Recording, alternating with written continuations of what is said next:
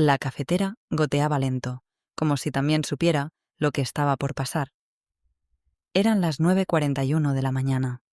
A las 10 en punto, el consejo directivo entraría a la sala D, esa con la pantalla de 85 pulgadas, las sillas ergonómicas que nadie sabe usar y los vasos de vidrio soplado que algún CFO mandó a traer desde Guadalajara porque reflejan mejor el compromiso.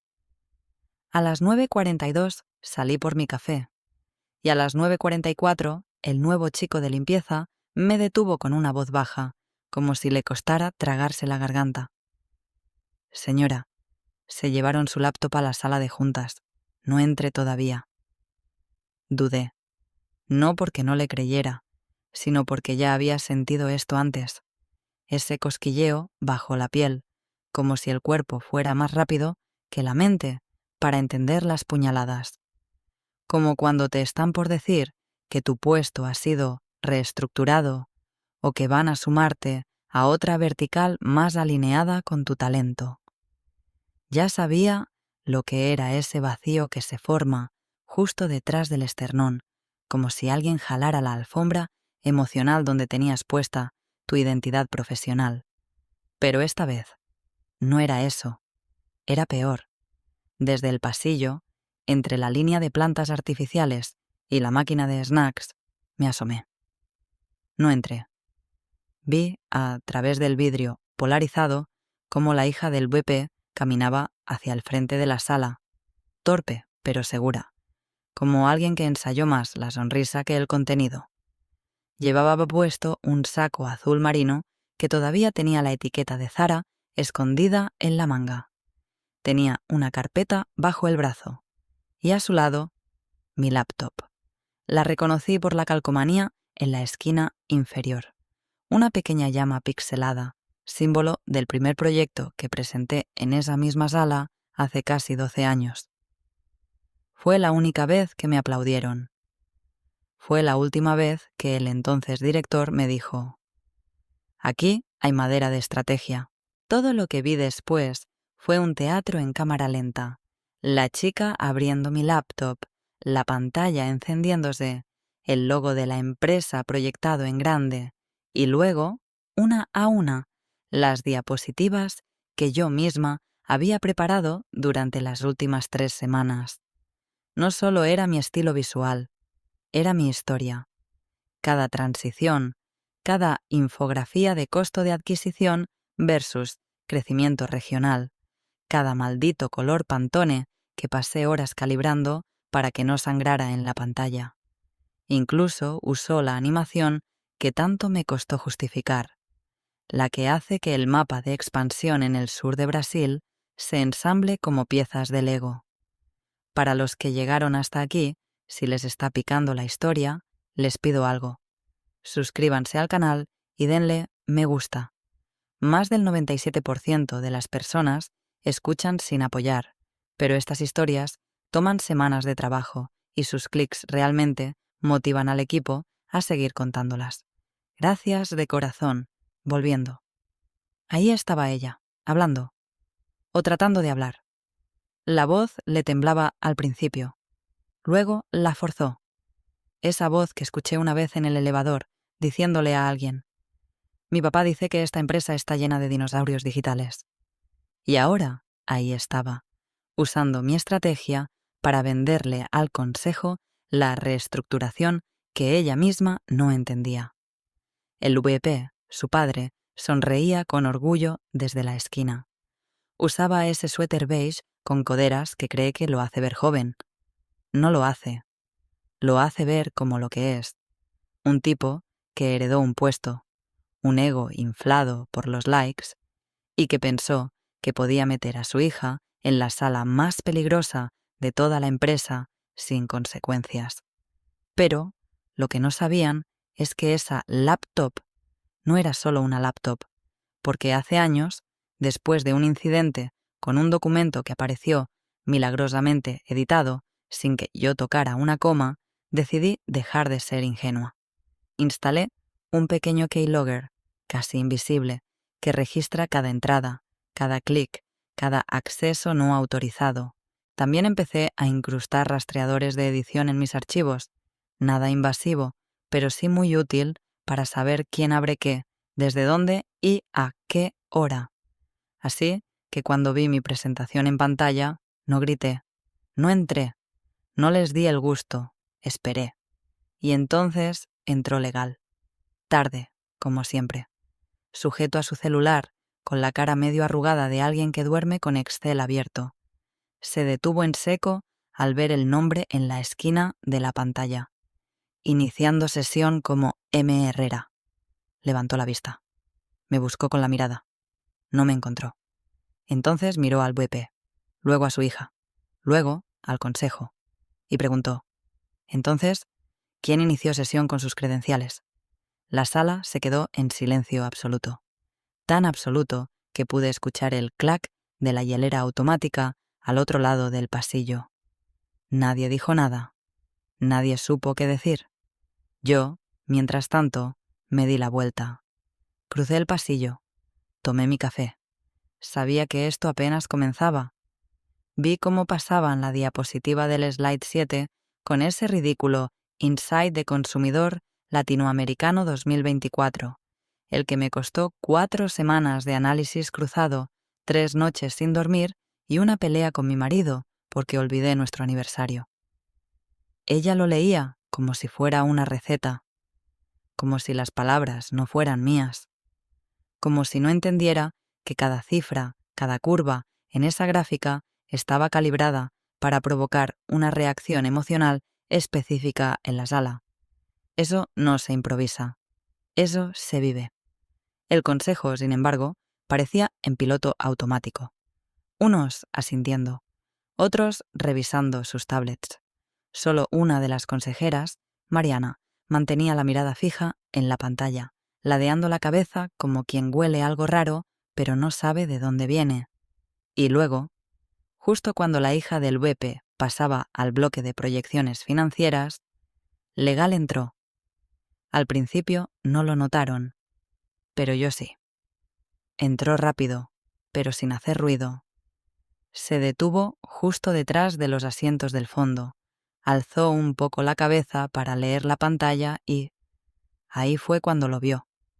Mi nombre, mi cuenta. No el genérico presentación sala D que usan cuando se abre una sesión compartida. No. Ahí decía Herrera Corp, con la tilde mal puesta, como siempre. Porque TI nunca arregló ese bug en los perfiles y yo ya me había resignado. Legal se quedó inmóvil 2 segundos. Luego levantó la mano. «Disculpen», dijo. «¿Quién está usando la cuenta de Mariana Herrera?». Todos se giraron. El VP fue el primero en hablar, pero lo hizo en ese tono de jefe que intenta sonar casual y termina sonando culpable. «Ah, seguramente hubo un error. El equipo técnico nos facilitó la laptop de Mariana, porque, bueno, estaba configurada para esta presentación. Pero mi hija, ella preparó esto, completamente. Solo usamos el equipo, no el contenido». Un silencio áspero recorrió la sala como una tos contenida. La hija lo miró con los ojos muy abiertos. Por un instante se le escapó el pánico. No sabía si asentir o negar. Eligió lo peor, quedarse callada. No dijo nada. Solo bajó un poco el cuerpo y giró la mirada hacia la pantalla, como si la pantalla pudiera salvarla. Legal se acercó unos pasos. Señaló la esquina de la proyección donde mi cuenta estaba aún activa. Esto es una sesión activa. No es solo el equipo. Esta cuenta está logueada, está viva. Un murmullo se alzó entre los consejeros. Mariana, la consejera, no yo, cruzó los brazos. El más viejo del consejo, el señor Torres, preguntó algo que se escuchó incluso desde donde yo estaba parada. ¿Ella sabe que están usando su cuenta? El VP se aclaró la garganta. No lo sé, pero todo esto está autorizado. No hay ningún problema real. Fue ahí cuando el presidente del consejo, ese hombre que nunca levanta la voz, se inclinó hacia Legal y le murmuró algo. Legal sacó su celular. Empezó a escribir frenéticamente. Luego Levantó la mirada y repitió: «Necesito saber si la titular de esa cuenta autorizó este acceso». Y entonces, como si el universo se hubiera sincronizado con mi deseo más primitivo, el sistema arrojó un pop-up en la pantalla. Un pequeño cuadro de diálogo que decía: «Sesión duplicada detectada. ¿Desea cerrar sesión remota?». No fui yo. Fue el sistema. Uno de los scripts automatizados que diseñé para detectar accesos paralelos. Una línea de defensa que dejé instalada desde que alguien intentó entrar a mis carpetas de informes hace 3 años, por accidente. El VP se puso pálido. La hija lo miró como una niña a punto de llorar. Legal volvió a mirar su teléfono. Algo había recibido. Quizá un correo.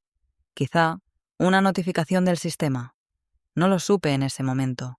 Lo que sí supe fue esto. Esa presentación había terminado. El presidente del consejo cerró su cuaderno. Mariana chasqueó la lengua. Torres se puso de pie.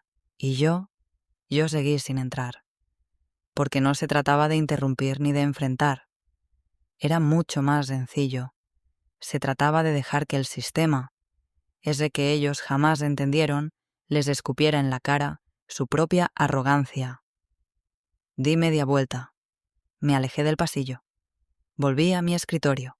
Tomé mis llaves. Caminé hacia el elevador sin mirar a nadie. Ya no era una víctima. No era una testigo. Era el principio del error. Y tenía un plan. A las 2:47 de la madrugada, con el cabello atado en un moño improvisado, las gafas empañadas por el vapor del té de manzanilla que jamás tomé y el cursor parpadeando sobre una línea de código que no había tocado en más de un año, supe que esta vez no iban a salirse con la suya. No era la primera vez que me robaban algo. Pero sí iba a ser la última. Saqué la laptop del cajón con doble fondo de mi escritorio, la que nunca conecto a la red de la empresa, la que tiene un sistema operativo limpio, sin rastros, con solo 2 carpetas visibles, imágenes familiares y recetas. Adentro, todo lo que me importa, los rastros invisibles, scripts que activan alertas ante sesiones sospechosas, metadatos que capturan ubicaciones, horas exactas, ID de dispositivo, una línea de vigilancia que instalé por simple instinto de supervivencia después de aquella auditoría interna donde alguien, nunca se supo quién, editó mi presentación para ocultar errores de proyección en Brasil. Yo fui la que tuvo que dar explicaciones. Yo fui la que sudó en silencio mientras el VP sonreía desde la última fila. Esta noche, me conecté a través de una red privada que rebota 3 veces antes de entrar al sistema de respaldo. Busqué por fecha, por usuario. Y ahí estaban. No solo accedieron a la carpeta de la presentación, también abrieron el archivo Proyecciones, Serie C Confidencial, PPTX, el que está ligado directamente a las conversaciones con los inversionistas. Ese archivo está marcado internamente como privado, consejo. Nadie sin autorización puede abrirlo sin que se dispare un script de registro. El sistema no solo detectó la apertura, registró todo: fecha, hora, ubicación de la IP, oficina, piso 7, equipo, Dell Latitude, el que usan en dirección general, duración de acceso, 11 minutos, 32 segundos, y actividad dentro del archivo, visualización de las notas del presentador, copiado de 2 fragmentos, descarga en local. Tragué saliva. Esto ya no era plagio. Esto era acceso no autorizado a datos confidenciales. Fraude, potencialmente. Y la cosa se ponía peor. También entraron a resumen comparativo, versiones.pptx, donde comparaba los argumentos internos con los que se presentaban afuera. Ese archivo no debió abrirlo nadie más que yo y el CEO. Respiré hondo. Abrí el módulo de descarga. Generé los logs en 3 formatos: .txt, .csv y un resumen automatizado en PDF. Guardé todo en una carpeta con fecha y hora, más un hash de integridad para que no pudieran alegar modificación posterior. Copié los archivos en 2 memorias USB. Una Kingston plateada, vieja, con una etiqueta que dice cables. Otra, más nueva, sin etiqueta. Solo negra, brillante. Una para mí. La otra, aún no sabía para quién, pero sabía que sería necesaria. Apagué la laptop. Me quedé sentada frente a la pantalla oscura. Afuera, el silencio de la madrugada era apenas interrumpido por un perro que ladraba en la distancia y el zumbido tenue de la nevera. Y ahí, en ese espacio entre el insomnio y la rabia, me vi a mí misma hace 7 años, cuando callé, cuando me senté a rehacer una presentación que sabotearon sin avisar, cuando acepté la explicación. Fue un error técnico. Esta vez no iba a dejarlo pasar. Esta vez el error era de ellos, y yo tenía los rastros. No iba a gritar, no iba a reclamar, iba a documentar, paso por paso, registro por registro. La única arma que siempre he sabido usar, la precisión. No se necesita una traición violenta para hundirte. A veces basta con la tibieza organizada del poder. Y eso fue lo que pasó. Todo a temperatura ambiente, todo disfrazado de eficiencia. Semanas antes, 3, tal vez 4, el VP mandó un comunicado titulado Reflexión sobre el futuro estratégico. En él hablaba de reestructuración, de oxigenar el liderazgo, de integrar nuevas voces con visión digital y enfoque millennial. Palabras suaves para decisiones filosas. A mí no me mencionó, claro. Nunca lo hacen. Pero ese día, 2 de mis reuniones de planificación fueron canceladas sin explicación. En una de ellas, yo era la responsable del plan quinquenal para el sur del continente. Nunca la reprogramaron. Después me reasignaron proyectos, pequeños, periféricos, como si fuera una consultora externa con tiempo libre. De pronto, dejé de aparecer en las convocatorias del comité de dirección. Me decían que eran reuniones informales, más ejecutivas. Lo dijeron con esa sonrisa que te da la bienvenida a tu propia irrelevancia. Y yo, como tantas veces, callé. Porque creí que era temporal. Porque pensé que no valía la pena hacer olas. Porque me dije a mí misma que después de 12 años tenía capital simbólico. Porque no creí que me estuvieran cortando las alas hasta que ya no me quedaba ni el viento. Una noche, cenando sola en la cocina, con una cerveza tibia y un Excel abierto en el celular, recibí un mensaje de Carla, una excompañera del equipo de estrategia que renunció el año pasado para irse a una fintech. ¿Tú sabías que ella ya se hacía llamar Head of Strategy? No lo entendí de inmediato. ¿Quién? La hija del WIPE. Me llegó un pitch que presentó en un networking brunch. Firmaba como Head of Strategy, con tu cargo, literal.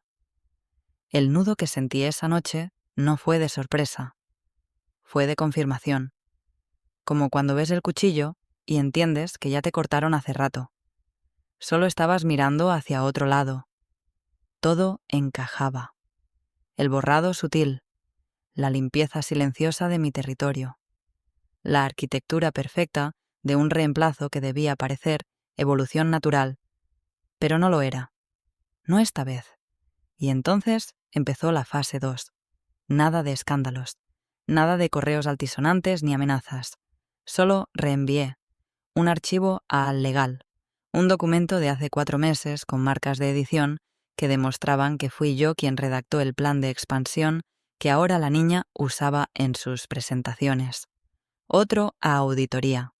Un archivo llamado Comparativo Anual Revisado PQX, con metadatos intactos, fecha de creación y última edición bajo mi cuenta. Solo que esa versión fue abierta la semana pasada desde otro dispositivo, sin permiso. No firmé los correos, no incluí explicaciones, solo los documentos, porque a veces el silencio pesa más cuando viene con pruebas. También reenvié un tercer archivo, un análisis de riesgo reputacional para proyectos de nepotismo interno. Lo había escrito hace 2 años, en un curso de ética corporativa. Nunca lo usé. Esta vez lo mandé como anónimo. Solo el título bastaba. La traición, cuando es meticulosa, merece una respuesta a la altura. No hay gritos en mi venganza, solo evidencia. Y una quemadura lenta que no pienso apagar. El CEO abrió el correo a las 6:18 de la mañana, según los logs de lectura automática del servidor. Su bandeja estaba como siempre, saturada, urgente, ansiosa. Pero ese correo no venía de nadie que conociera. Ni remitente claro, ni firma. Solo un asunto corto. Revisión pendiente. Confidencialidad en riesgo. Y un adjunto. El archivo se llamaba Plan Estratégico. LATAM TTS. Legalmente, no podía ignorarlo. Porque el documento venía acompañado de un pequeño cuerpo de texto. Documento de uso interno. Apertura registrada el día 3 de octubre a las 9:17 am desde una cuenta distinta a la del autor original. Metadatos íntegros. Favor verificar. Nada más. Nada menos. El CEO abrió el archivo. Al principio no entendió. Era una presentación normal, muy bien estructurada, de hecho. Gráficos limpios, proyecciones robustas, storytelling impecable. Lo que empezó a llamarle la atención fue lo otro. El nombre del autor en las propiedades del documento, que decía Merrera Corp, y la línea de tiempo de edición. Creado hace 4 semanas. Editado por última vez hace 15 días. Luego, la bomba. Acceso, registrado por otro usuario. Identificado por su ID corporativo como C. Valenzuela. El día antes de la presentación en sala. El CEO bajó el archivo. Lo abrió en modo de edición para ver los comentarios. Ahí estaban. Notas al margen que decían cosas como buscar sinónimo más simple aquí y incluir slide de KPIs en la versión de Gaby. Gaby, Gabriela Valenzuela, la hija del VP. Cerró el archivo. Mandó un mensaje urgente a Legal. La cita se hizo en una sala discreta. 7 personas. Una sola presentación en la pantalla. Esta vez no había storytelling, solo hechos. Legal tomó la palabra. El archivo enviado corresponde a una versión previa del documento presentado por la señorita Valenzuela la semana pasada. Todas las marcas de edición pertenecen a Mariana Herrera, y la apertura por parte de la señorita Valenzuela ocurrió sin autorización previa, desde un dispositivo registrado a nombre de la Dirección General. El CEO se frotó la frente. El Consejo, al menos los 3 miembros con más años, se inclinó hacia adelante. Y entonces habló el VP. Intentó sonar tranquilo. Dijo que había habido una colaboración informal, que Mariana había compartido documentos con varios miembros del equipo anteriormente, que la cultura corporativa debía ser más horizontal y que quizá había que revisar los protocolos, pero que no veía mala intención. Mal procedimiento, tal vez, pero jamás mala fe. Dijo, mal movimiento, porque el consejo no estaba molesto por el error, estaba incómodo por el olor, a encubrimiento, a improvisación, a privilegio. Uno de los consejeros, de los que apenas habla, preguntó, ¿Herrera autorizó el uso de este material? Legal negó con la cabeza. No solo no lo autorizó, no fue informada, y su cuenta fue accedida sin su presencia, lo que implica uso no autorizado de identidad digital. El presidente del consejo no dijo nada, solo cerró su libreta, cruzó las manos sobre la mesa y observó al VP como si recién entendiera que había estado jugando con dinamita en una sala de gas.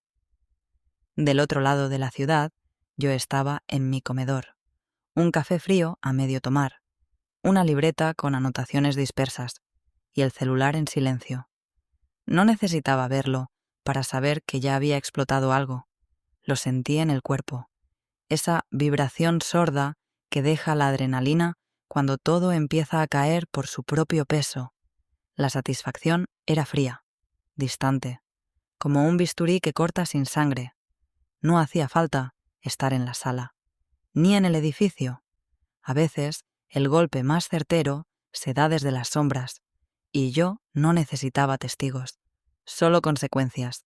El contrato estaba guardado en una carpeta azul, dentro de una caja gris, al fondo del closet del estudio, entre viejos reconocimientos y una bufanda que alguien me regaló y jamás usé.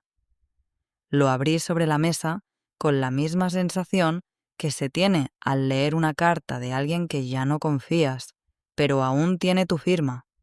Habían pasado 12 años desde que lo firmé, redactado por legal, corregido por mí.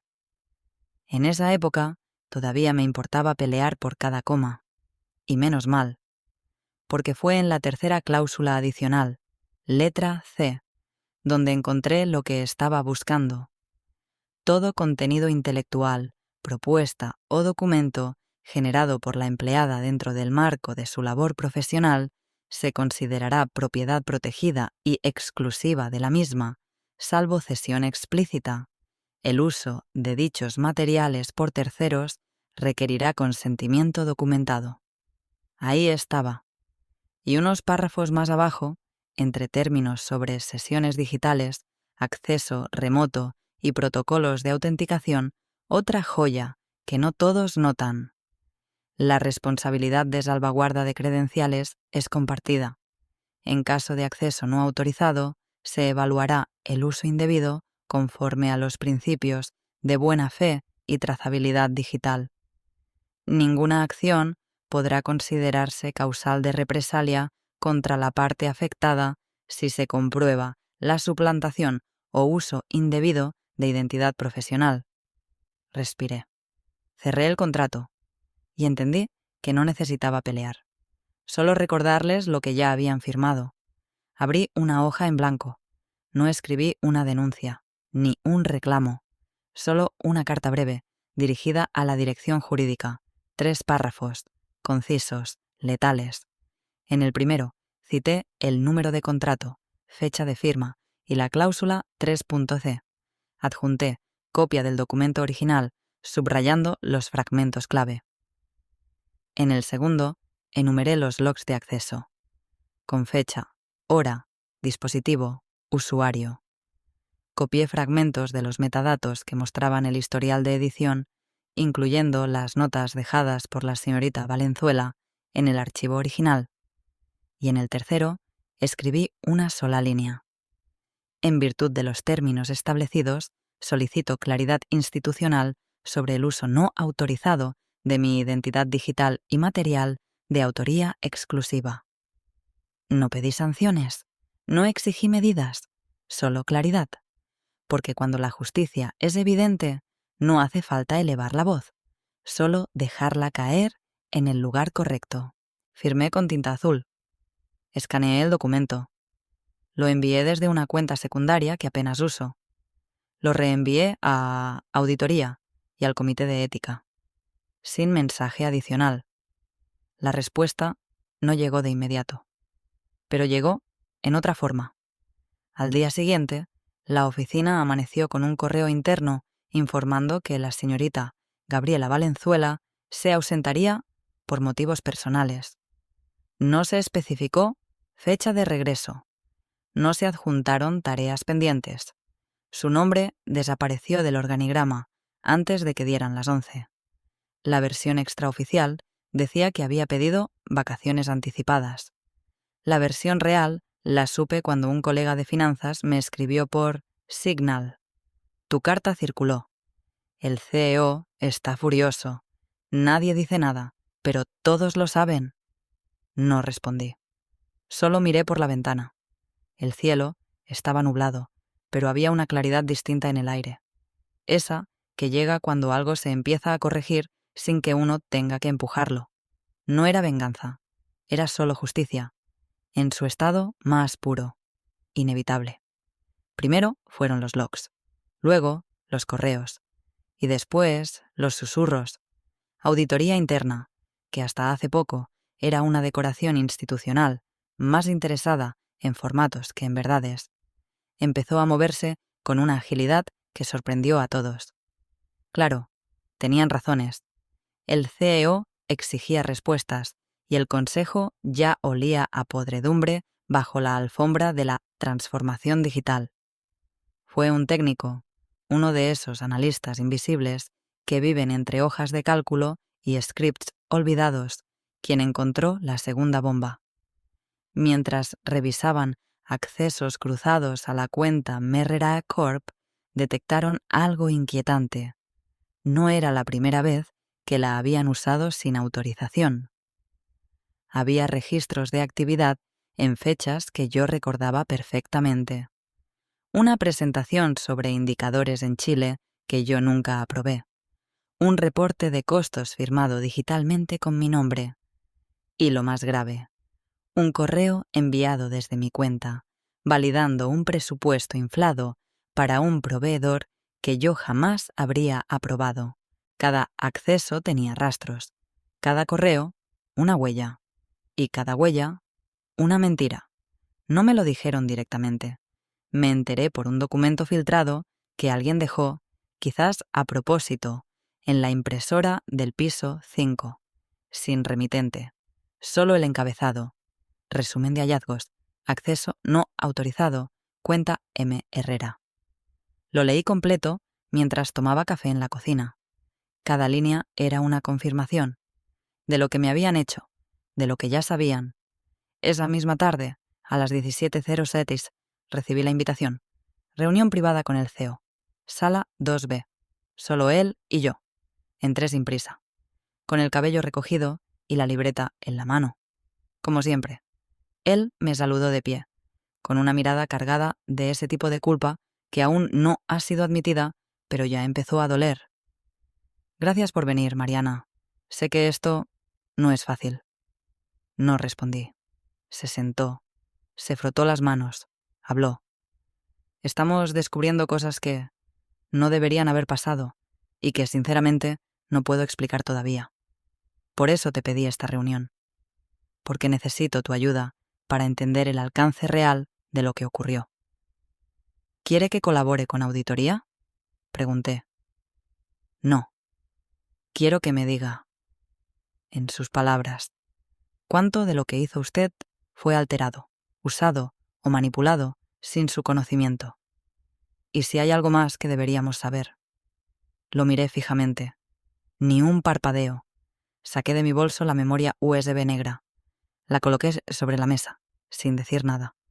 Él la miró como si acabara de recibir una reliquia. Ahí hay logs, correos, documentos originales y sus alteraciones. Incluye nombres, horas, dispositivos. También una cronología de eventos desde la primera alteración documentada hasta la presentación de la semana pasada. Se quedó en silencio. Y entonces añadí, el otro USB lo guardo por si acaso. No sonó como amenaza. No era una amenaza, era una garantía de que ya no podían volver a esconderme bajo ningún Excel, de que ahora sabía exactamente dónde estaba cada trampa y cada huella, de que lo que construí durante 12 años no iba a ser reescrito por una niña con LinkedIn Premium ni por un padre que confundió poder con impunidad. El CEO asintió. Gracias por confiar, dijo. Pero no era confianza, era estrategia. Yo no estaba buscando aliados. Solo dejaba que el cerco se cerrara. Desde adentro. Fue un viernes. De esos silenciosos, en los que el aire acondicionado suena más fuerte que las conversaciones, y los pasillos parecen contener la respiración. A las 8:17 m, sin comunicado oficial ni drama público, la intranet de la empresa cambió. El nombre del VP desapareció del directorio interno. En su lugar, cargo en revisión temporal. Ninguna explicación más. No hubo despedida, ni mensaje de cierre. Solo una ausencia cuidadosamente editada. Los que sabían no hablaban. Los que no, fingían no notar. Pero los ojos hablaban en los pasillos. Todos entendían que alguien, en algún lugar, había finalmente jalado la cuerda. La hija tampoco volvió, ni a su escritorio, ni a sus reuniones de visibilidad, ni a la cafetería donde solía pedir matcha con leche de avena mientras corregía mis presentaciones con su nombre. Lo supe por recursos humanos. Una analista me escribió por chat interno. Gabriela renunció. O la renunciaron, no sé. Pero ya desactivaron su badge, su cuenta, también. Y al día siguiente estalló la prensa. Un blog de tecnología publicó una nota breve. Ejecutiva joven, acusada de usar identidad de empleada senior para presentar material estratégico ante consejo de empresa multinacional. No mencionaron nombres, pero las pistas eran suficientes para quien supiera leer. Horas después, un medio financiero retomó el tema. Fuentes internas afirman que la empresa investiga casos de nepotismo y presión laboral. El artículo citaba: acceso no autorizado a cuentas, sabotaje silencioso de trayectoria profesional y protección institucional a familiares en cargos críticos. Fue entonces cuando el CEO dejó de ocultar el terremoto bajo la alfombra. Empezó la purga. Primero fueron los cargos más cercanos al VP. 2 directores, uno de operaciones y otra de innovación, salieron con la excusa de nuevos retos profesionales. Luego, recursos humanos. La subdirectora renunció antes de ser citada. Prefiero irme antes de que esto escale, dicen que dijo. El aire cambió. No era justicia, exactamente. Era otra cosa, una especie de alivio amargo, como sacar una astilla demasiado vieja. La herida queda, pero al menos ya no supura. No celebré, no brinqué de gusto, porque ningún castigo devuelve el tiempo perdido. Ninguna caída pública repara las horas en las que me hicieron sentir reemplazable, invisible, descartable. Pero había algo que sí se estaba reparando. Una mañana recibí una invitación a desayunar. El remitente, el presidente del consejo. La cita fue en un restaurante discreto, a 3 cuadras de la oficina. Mesa junto a la ventana. Café fuerte. Nada de protocolos. Me escuchó en silencio y luego dijo: la compañía necesita una brújula. Alguien que no solo detecte lo incorrecto, sino que sepa cuándo y cómo se desvía el rumbo. Queremos ofrecerle una nueva posición, directora de ética corporativa. No respondí de inmediato. Me limité a mirar por la ventana. El tráfico avanzaba lento. Un vendedor de flores discutía con un motociclista. Dentro de mí se mezclaban muchas cosas.